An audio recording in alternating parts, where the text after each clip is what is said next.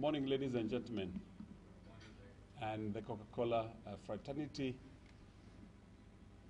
members of the steering group of Kenyans for Kenya, and Madam Gina Dean, who is also the Goodwill Ambassador of the Kenya Red Cross Society, Linus Gitahi, Rachel, and others. I'd like to recognize also the two colleagues from the sister national society, Dr. Ahmed Hassan, who is the president of the Somali Red Crescent, Madam Woku, who is the new Secretary General of the Ethiopian Red Cross, who has just been in the job for 3 weeks.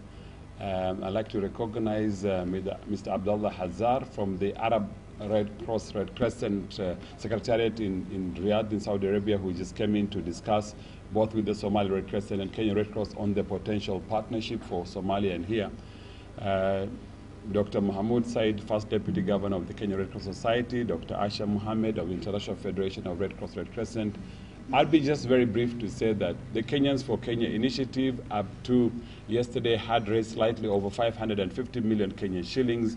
Over the last 2.5 weeks, we've been able to dispatch 300 metric tons of Unimix. This is a fortified food that has gone to Turkana, the greater Turkana, 150 tons, and 150 tons went to Northeastern, to Mandera, Wajir, Garissa.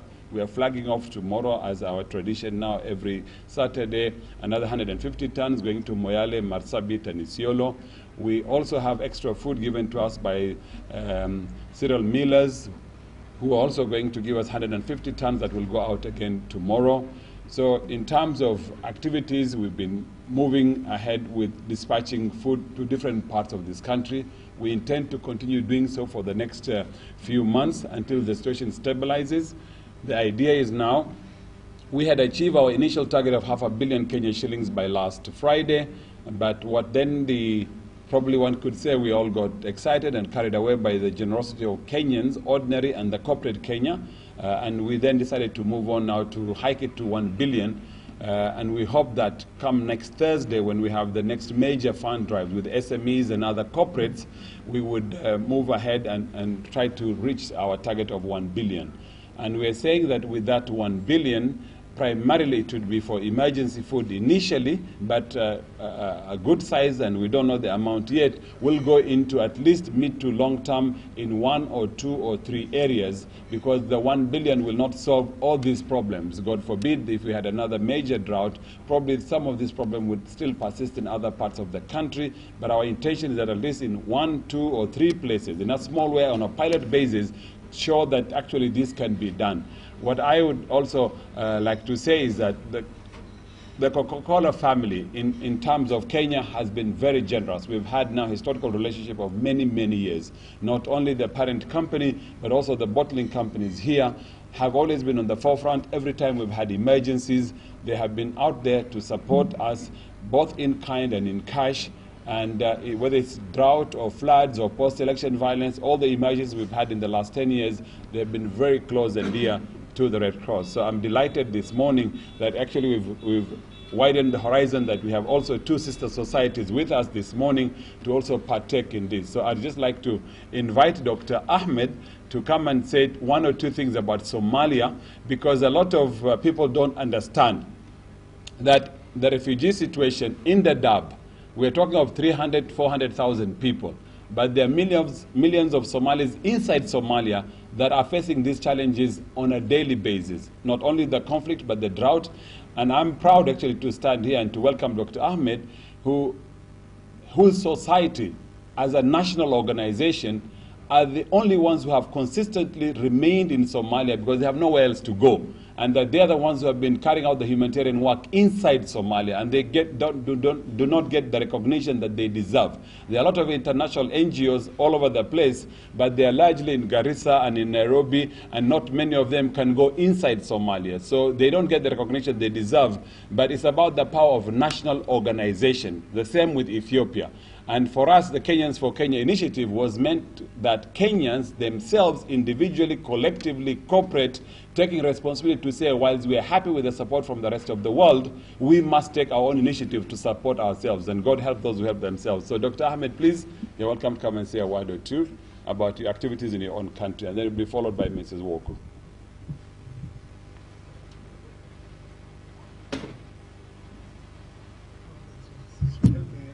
Yeah, you're welcome. Yes, good morning to everybody.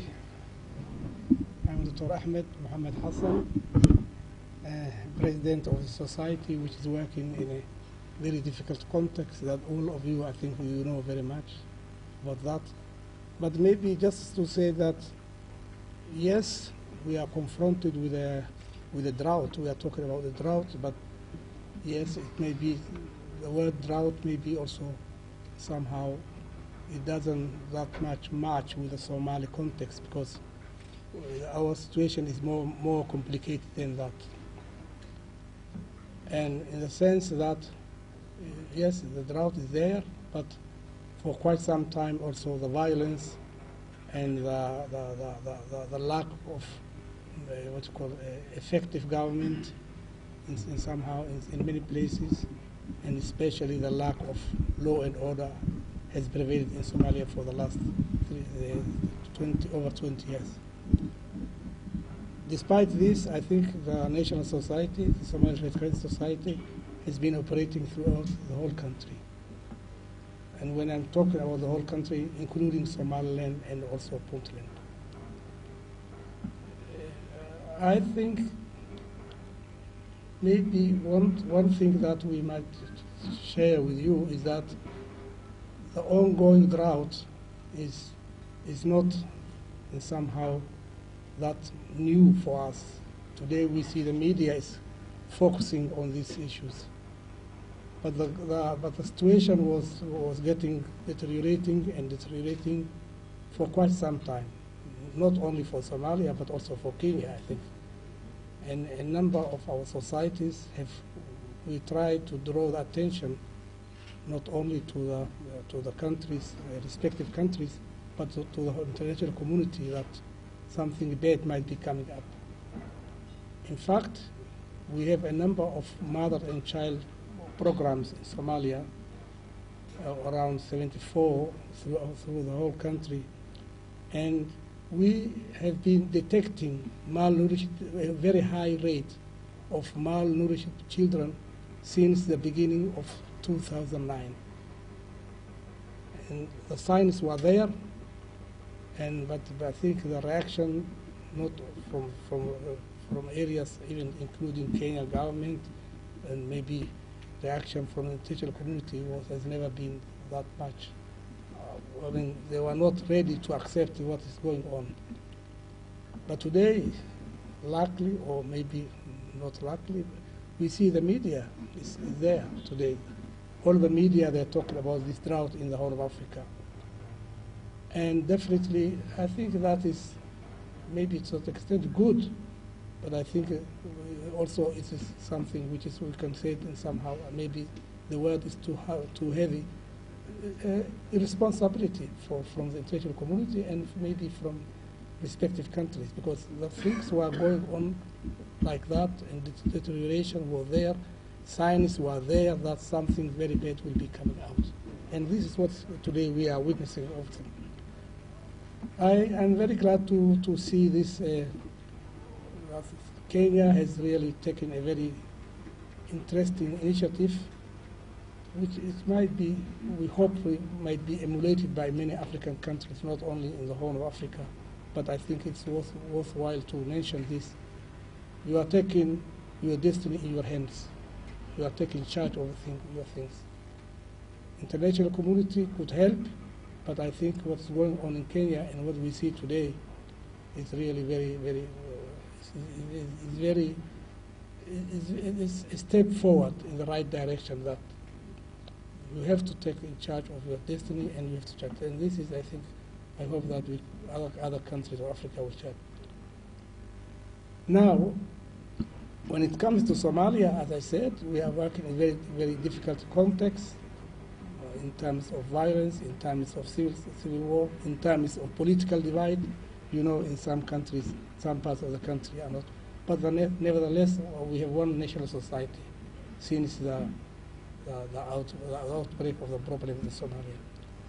And we are doing our best, definitely in cooperation with many societies, including the Kenyan Red Cross.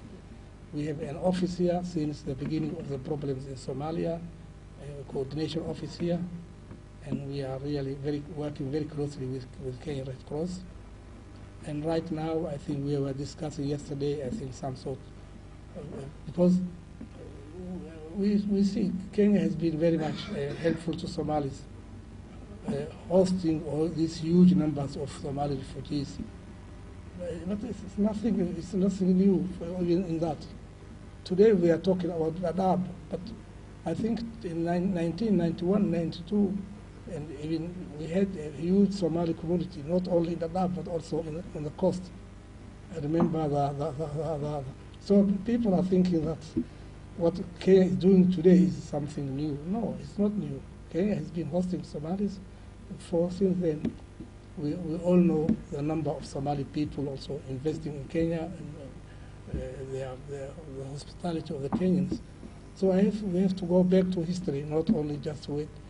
I think it looks like that the media is the one maybe good sometimes, but the one dominating and now creating this Dadaab is nothing to compare to what the number of refugee camps that we had in Kenya, especially in the coast, in Kakuma, and many others. So sometimes I think the media is just looking what is going on. So I look forward really to work with the Kenya Red Cross. We just discussed yesterday about this, because it's very important that we provide assistance to these people fleeing from Somalia inside Somalia, rather than coming for them is also, they say that the walking of this distance, the big distance, is a risk for them.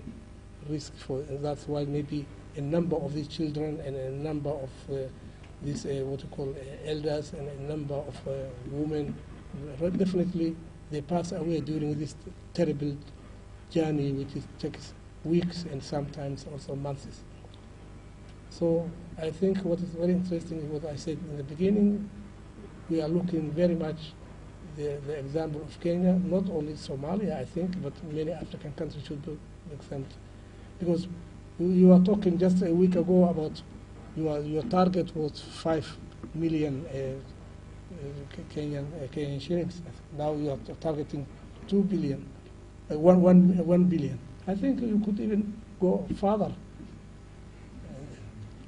I think it's very clear. It's very clear that people are available when they see that something is good, and the reaction of the Kenyans. I'm not talking about corporates and big companies, but the reaction of the single Kenyans. Sometimes maybe just what you call donating 10 shillings. Maybe that person who is donating 10 shillings, it's very difficult for him to get that. But the reaction of the Kenyans, I think that's very, very important. Definitely led by the Kenya Red Cross, by the corporates. It's really a very, very good example, and I think that's another point that I would like to raise is, I think the question is not responding to disaster. I don't think that this issue of day in, day out will not work anymore. It's absolutely. We have to find some sort of sustainable and long-term solution for the problem of the food insecurity in the Horn of Africa. I don't think that responding to the hunger today and maybe after a couple of years again the same problem is not the solution. I think so. The idea also that what this what you call initiative of the Kenyans for Kenyans, Kenyans for Kenya, I think is also one component, one major component. Maybe the very meaningful component should be looking the long term, how to assist these people, and not just because today we have the drought and then we just finish the job of the drought and maybe gives a few sacks of food and so on, and then after 2 years we see the same thing. So the long term is very important, and sustainable long term, the livelihood of people, because I think a lot of things could be done in keeping in mind this kind of strategy. And with that, I think I hope I'm very happy to be here today, and I look forward that many things will happen in the future Thank you very much.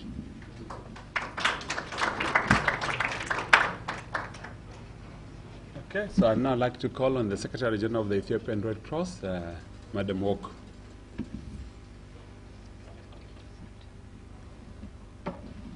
Good morning. I'd like to express my gratitude for Coca Cola for having this opportunity.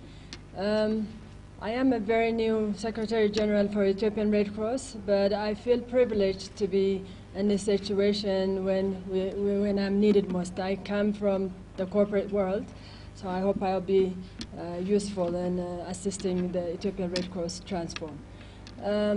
Regarding the current situation, the Ethiopian government has launched a humanitarian requirement document on August 11, stating that about 4.5 million Ethiopians would be needing emergency food supplement because of the seasonal rain shortage. There hasn't been raining for a couple of years. The seasonal rain has not been coming for a couple of years, and because of that, there's been drought situation, and people are in need of food supplement, health supplement, water shortages are also being seen. So, based on that document, the Ethiopian Red Cross has launched an assessment team, preliminary assessment team, in about 10 days or 2 weeks ago, and they've come up with a report, and an appeal has been launched for about $10.5 million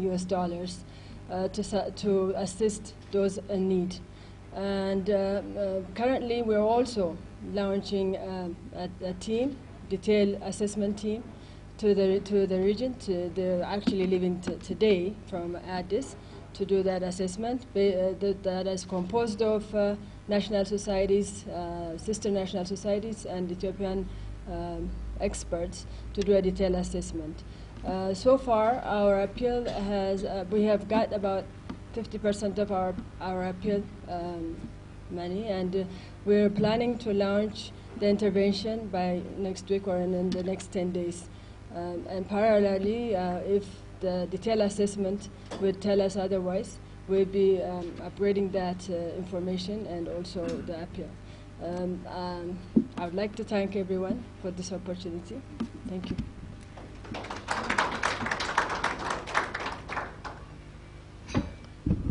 Thank you very much, Abbas, Dr. Ahmed, and Mrs. Woku. I just want to mention that Capital FM are actually streaming this event live to the globe. So, Dr. Ahmed, your speech was very interesting, though we couldn't hear you very well. But I'm sure that if we have any question time, that this could come out. May I now invite Nathan to come and speak to us? Thank you.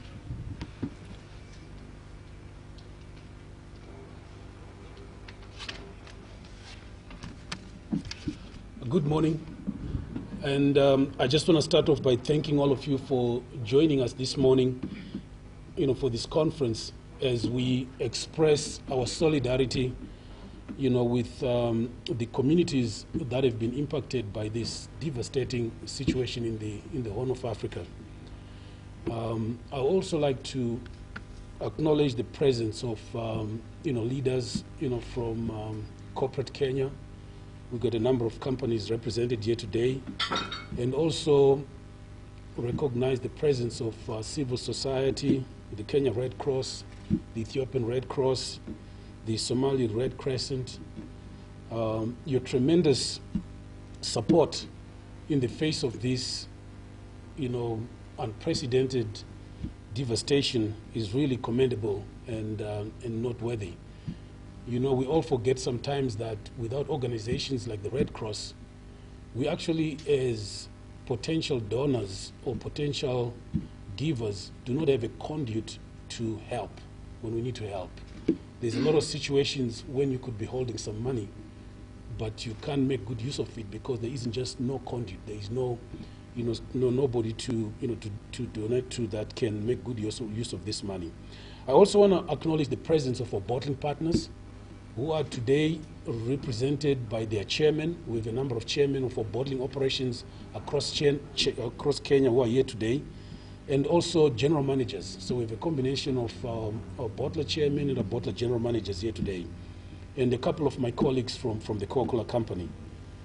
I think it is appropriate at this point for me to, thank the efforts of ordinary Kenyans. It's really outstanding and it's really energizing to see ordinary people coming together to try and solve a community problem. So the efforts of Kenyan citizens, the efforts that corporations, various corporations that have played a central role, the efforts of NGOs, the government in raising funds to help our brothers and sisters who are suffering is really, really, really commendable. Your compassion and commitment to contributing to the community, I think, is exemplary and will go a long way in giving hope to our brothers and sisters in the Horn of Africa. The interventions for the Horn, as all of you know, I think are a testament of the world we live in today.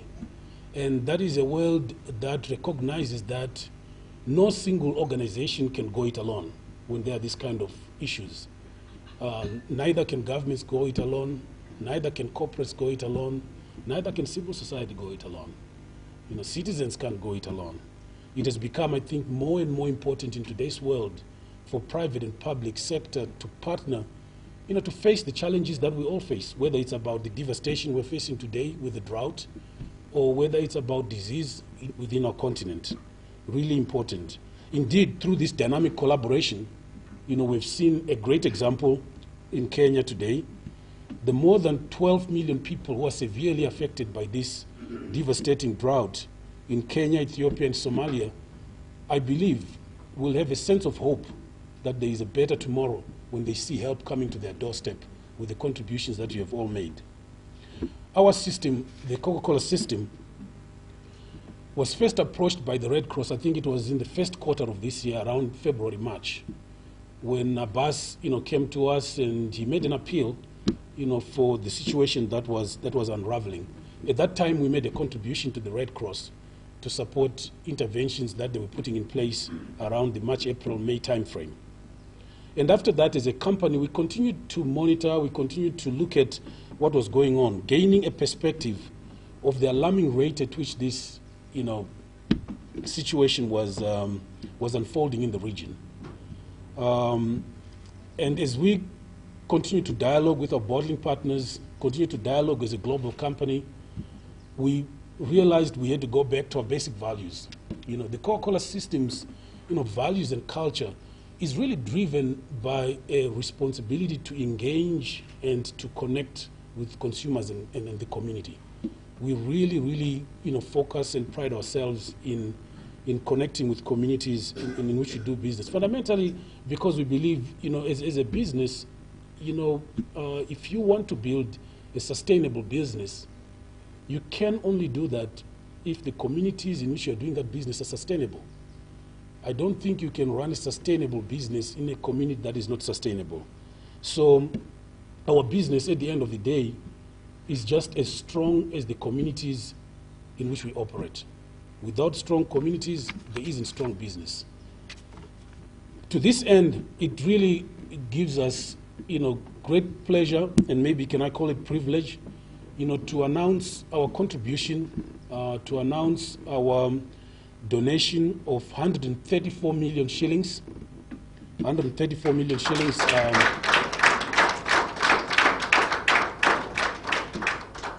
This 134 million shillings is going to be targeted to Kenya, Ethiopia, and Somalia.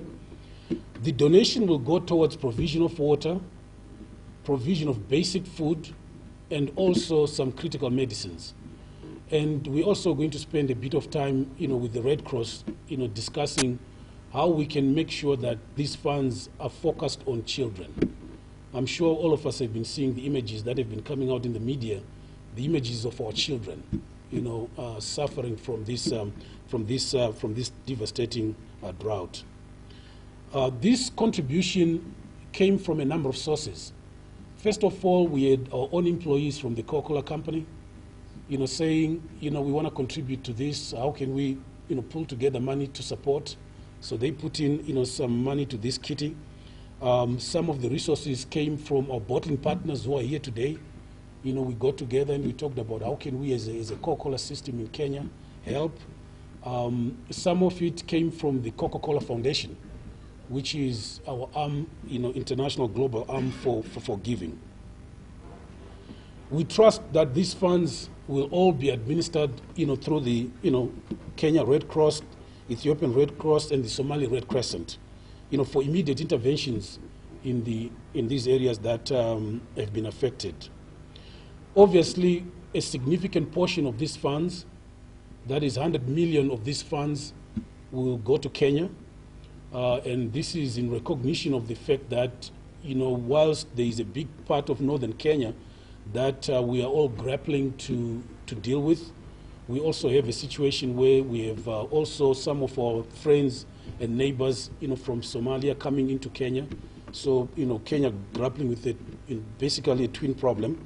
We'll have the bulk of these resources. We have 20 million going into Ethiopia and the 15 million going to Somalia.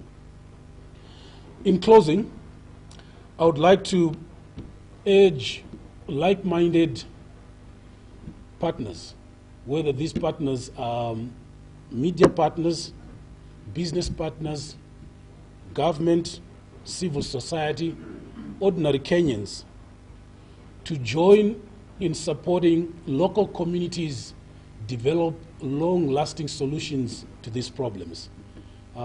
We sincerely believe that donations, yes, will help us resolve the immediate interventions required to ensure that we can protect life, but we all need to work together to figure out long-term solutions to these devastating situations.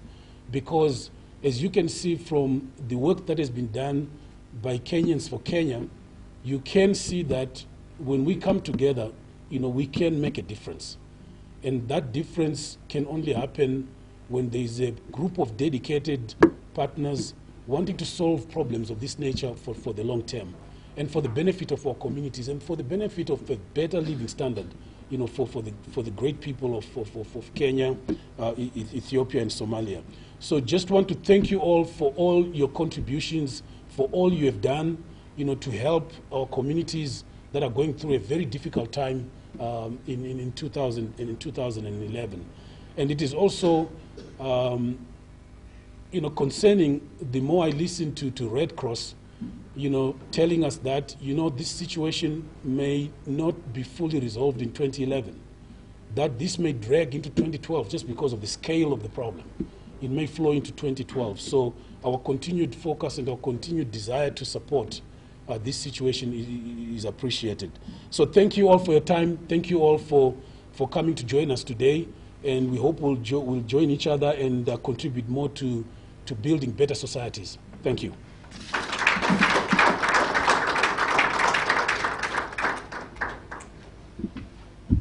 Thank you very much, Nathan. I think for purposes of Mrs. Woku, the amount that Nathan announced for Ethiopia amounts to just about $230,000 US.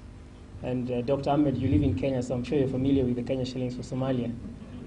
In US dollars, it could be possibly around 170,000 US dollars for Somalia. May I request our four speakers today, Abbas, Nathan, Ms. Woku, and Dr. Ahmed, to please come forward. We've got some symbolic, signing ceremony for the photos, and then after which we will see if we could take a few questions from the media, and then go and do the flag off downstairs.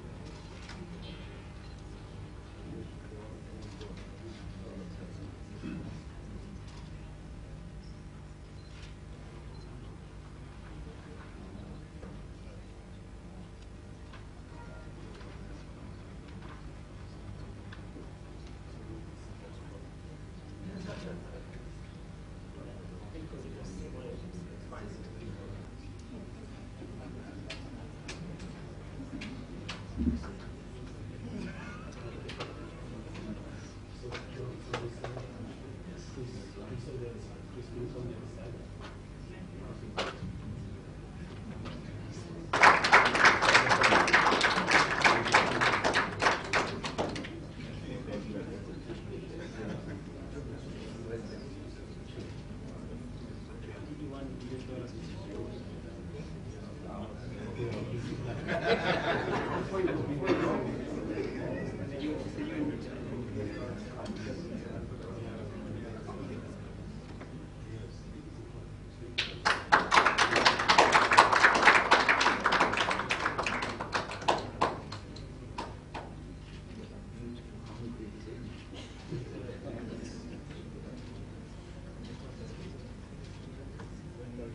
last one with the No, it's just symbolic.